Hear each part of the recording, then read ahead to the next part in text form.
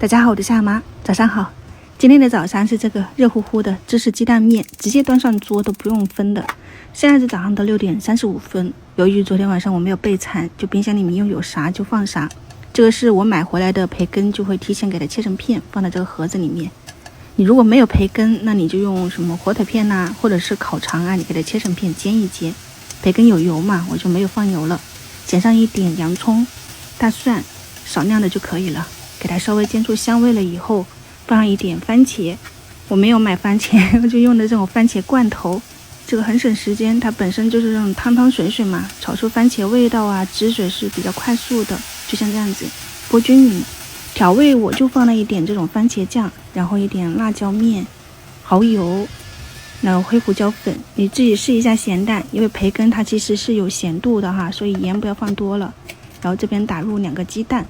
锅里面的番茄汁你可以加点清水煮一煮，那个味道会更好。然后它煮开了以后，蛋液倒进去，它就有点蛋花嘛。但像这样我倒的牛奶，它就有点碎碎的。有时候手比脑子快哈，就先行动了。